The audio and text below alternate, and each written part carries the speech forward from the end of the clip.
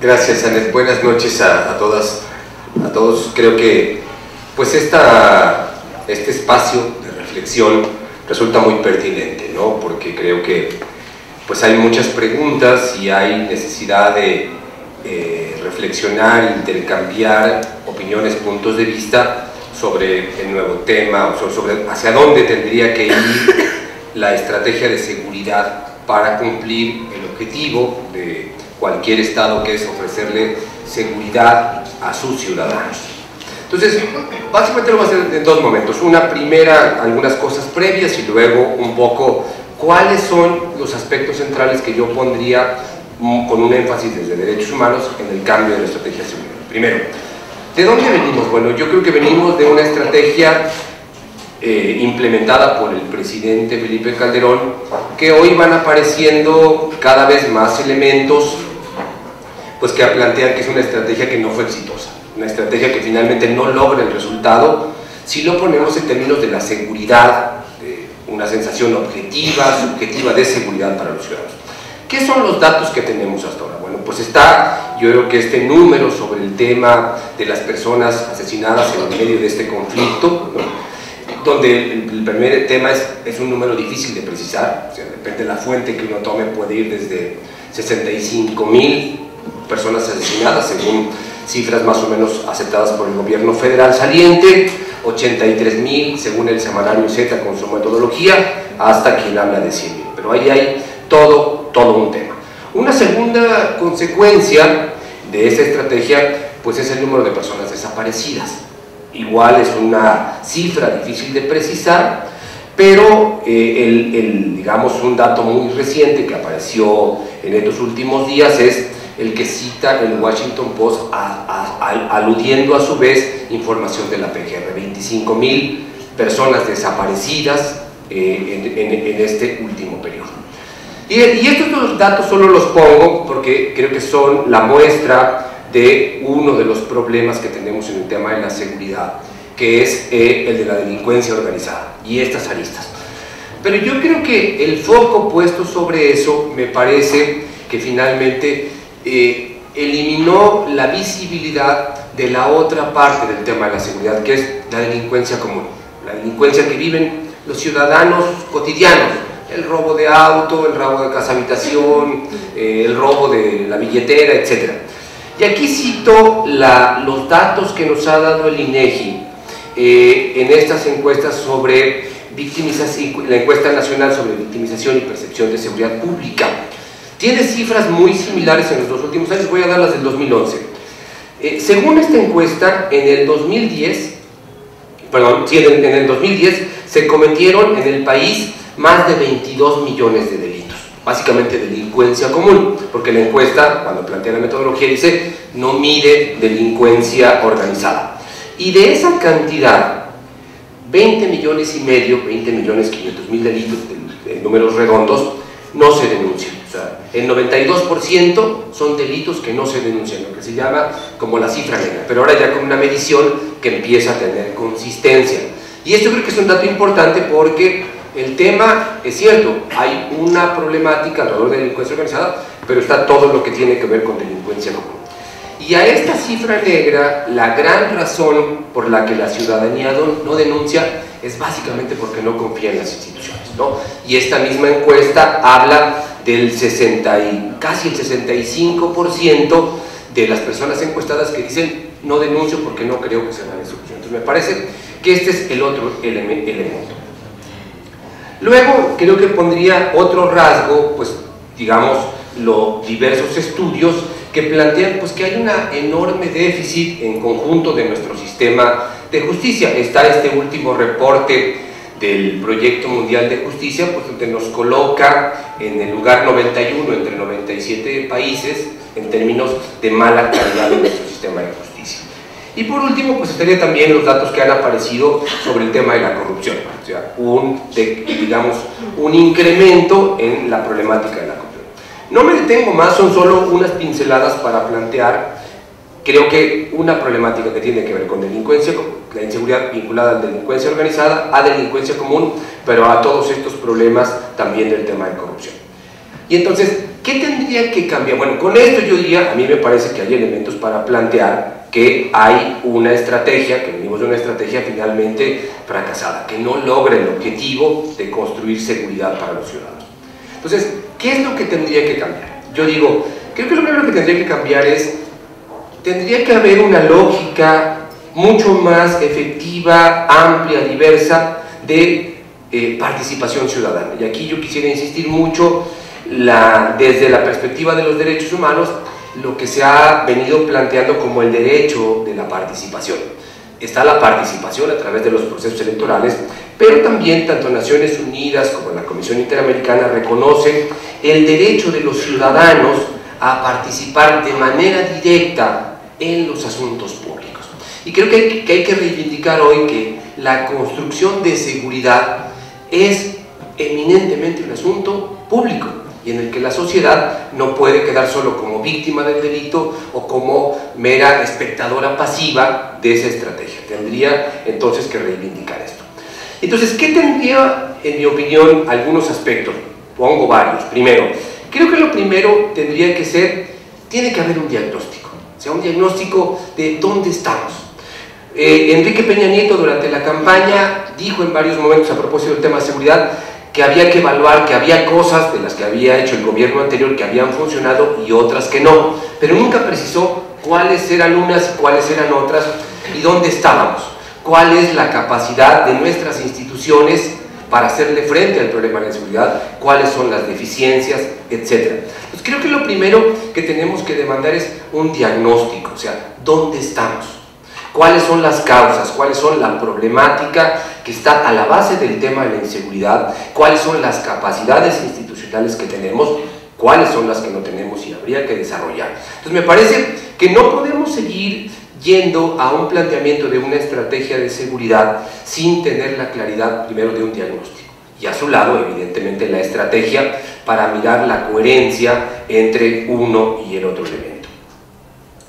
Y en esta estrategia creo que tendrían que estar presentes estos rasgos. Primero, yo creo que tendría que haber un compromiso de resolver, yo diría, cuando menos dos asuntos en el corto plazo. Uno es el tema de desarrollar un programa de investigación que dé algún grado de resultado a propósito de las 25.000 personas desaparecidas. No puede ser como olvidémonos de ellas.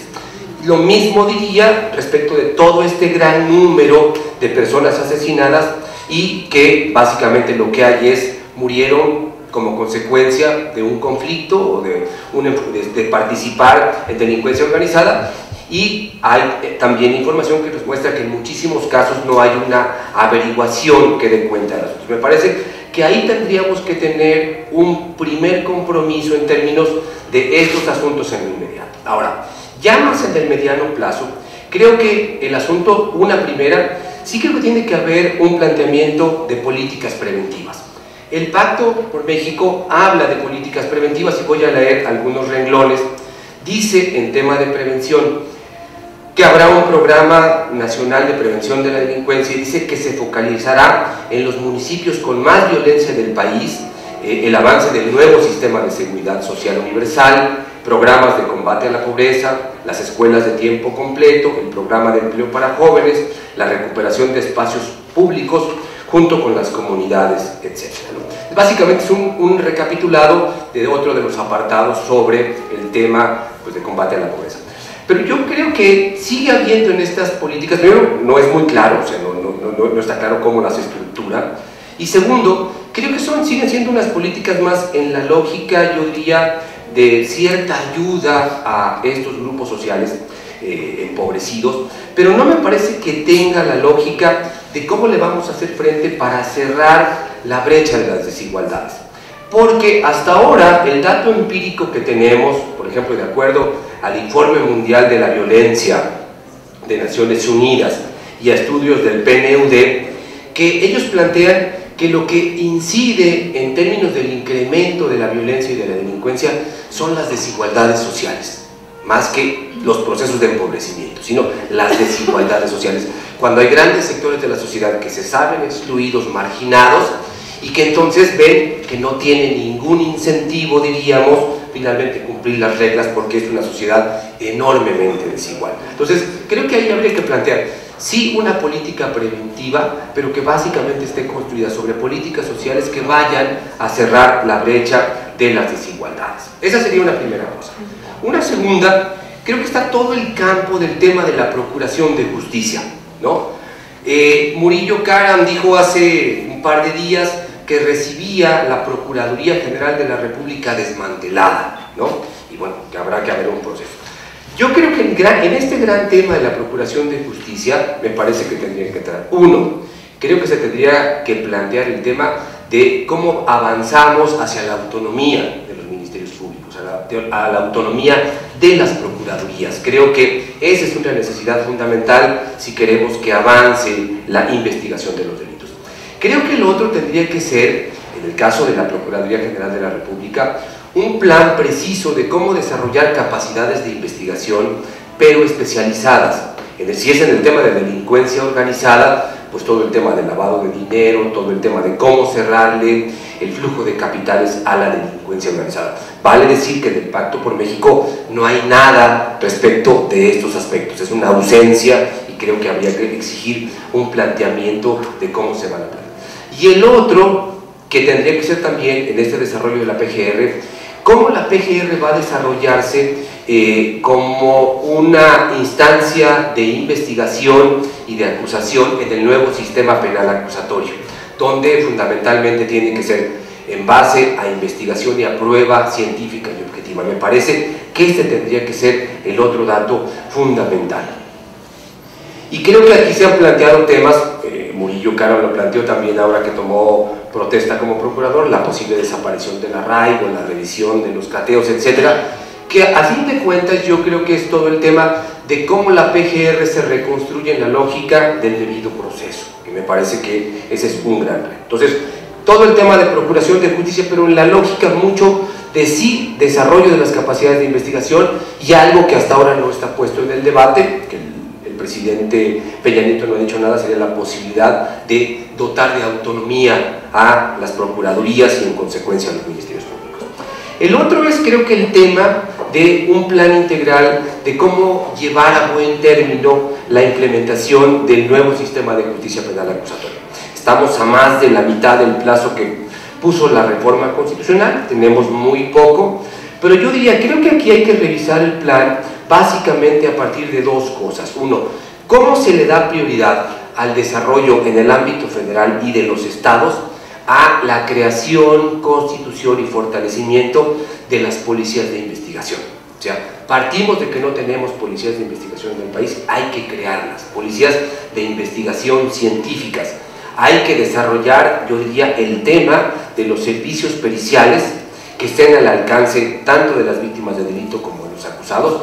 Y lo tercero, una defensa pública fuerte para garantizar un sistema que tenga igualdad de oportunidades. Y me parece que eso no está construido. El Pacto por México habla del asunto, que se va a darle prioridad, pero tampoco dice el cómo. Y yo tengo la preocupación de que finalmente no sean estos, que son los motores del nuevo sistema, policía de investigación, servicios periciales y defensa pública adecuada, fuerte, lo que tenga prioridad. Me parece que sí, nuevo sistema de justicia penal, pero con estas características. Y creo que en este sentido, el otro tema, pues es el proceso del desarrollo, de la creación de las policías profesionales que se requieren. En el Pacto por México, lo que se dice a propósito de las policías, y leo textualmente, dice que se va a crear un programa donde policías estatales coordinadas, en donde las policías municipales se conviertan en policías de proximidad y las policías estatales en labores de seguridad pública. Y el otro elemento que plantea es el de la Gendarmería Nacional, que ya ha venido hablando, crear este cuerpo integrado por militares y a lo que es actualmente la Policía Federal Preventiva, como un cuerpo de control territorial, dice, que pueda ir a todo el país.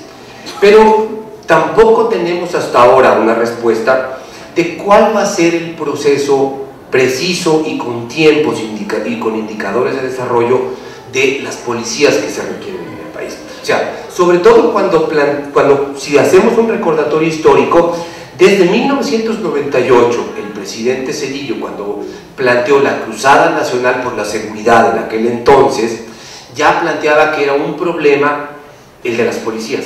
En aquel entonces fue cuando se creó poco después la Policía Federal, pero llevamos más de una década, más década y media, diciendo que urgen las policías y a la fecha no tenemos estas policías profesionales que se requerían. Muy de la mano de este tema pues está el asunto, porque es entendible, del retiro de las Fuerzas Armadas en labores de seguridad. O sea, lo último que ha dicho antier el presidente Peña Nieto es que las Fuerzas Armadas van a seguir en esta labor hasta que no tengamos, dijo él, hasta que no esté implementada esta nueva política en materia de seguridad y justicia y estas nuevas policías. Entonces creo que requerimos un plan preciso con fechas que nos pueda dar seguridad sobre este tema, para poder entonces poderle también una fecha de fin, de término al uso de las Fuerzas Armadas en labores de seguridad. Y aquí solo doy el dato porque creo que está mucho en la conciencia social ciudadana, como si Felipe Calderón hubiera empezado a usar el ejército o a las Fuerzas Armadas en estas labores. Este recurso empezamos a usarlo por parte de los gobiernos federales desde enero de 1996. O sea, lo usó el presidente Zedillo, el presidente Fox y el presidente Calderón. Entonces diríamos, para medida provisional, creo que ya es necesario irle poniendo término de la discusión. Y dos cosas finales para terminar, porque se me está terminando el tiempo. Uno es, creo que el asunto es cómo generamos una política que tenga estos componentes en materia de seguridad, pero que no esté disociada de los derechos humanos, porque hasta ahora lo que hemos tenido son, una es la política de seguridad y otro, como si fuera un polo distinto, el de derechos humanos, y me parece que tienen que ser las dos caras de una misma propuesta, de una misma moneda, seguridad y derechos humanos. Y aquí creo que hay el gran reto de cómo superar lo que hasta ahora ha sido la política dominante en materia de seguridad de parte de los gobiernos, tanto federales como del DF, en buena medida de los estados. Muchas acciones pero muy dispersas, que no están estructuradas, que no están agrupadas en torno, yo diría, a pocos objetivos muy precisos que puedan generar una serie de transformaciones. Se ha hablado y aparece por ahí la posibilidad de recuperar de nueva cuenta el Programa Nacional de Derechos Humanos. Creo que ahí habría que hacer una revisión. Tuvimos dos experiencias con el presidente Fox, con el presidente Calderón, y el Programa Nacional de Derechos Humanos no tuvo ninguna trascendencia. Creo que ahí hay que repensar cómo construir realmente una política de Estado en materia de derechos humanos. Y termino, yo creo que con lo último que hemos vivido en estas últimas semanas, yo lo que diría es, creo que tenemos también que, en esta perspectiva de derechos humanos, la reivindicación del derecho a la protesta social. Yo creo que lo que vivimos en estos últimos días me parece que se suma a una política que viene ya de tiempo atrás, como de cada vez poner más en cuestión, en entredicho, la protesta social. No estoy de ninguna manera reivindicando la violencia como parte de la protesta, pero me parece que en este proceso se empieza a cuestionar todo el ejercicio de la protesta social y a perder la perspectiva de que es un derecho de los ciudadanos el tema de la protesta. Y lo anoto, porque no es el tema, pero lo aludo y con esto concluyo. Si uno revisa el Pacto por México, particularmente en lo que habla de pueblos indígenas, establece varios asuntos, varias propuestas de grandes inversiones en los territorios indígenas para desarrollar proyectos o para implementar proyectos de desarrollo. Pero ¿eso qué puede significar? La experiencia lo está mostrando. Proyectos de infraestructura, proyectos carreteros, proyectos de minería, proyectos de explotación de recursos naturales. Y me parece, ya hemos estado viviendo problemáticas en ese sentido y creo que una perspectiva donde los pueblos indígenas no tengan posibilidades de opinar y más aún de decidir si quieren o no esos proyectos, lo que puede dar pie es a múltiples expresiones de violencia con esta idea de no es políticamente correcto y de buena educación protestar. Y me parece que hay que insistir, el derecho a la protesta es eso, un derecho, y hay que seguirlo reivindicando como una contribución a el desarrollo y a la maduración de la sociedad, de la democracia en este país. Pues son algunas primeras reflexiones que seguramente con lo que digan mis compañeros y compañeras y con lo que ustedes también puedan plantear, pues seguramente se va a enriquecer de manera sustantiva. Muchas gracias.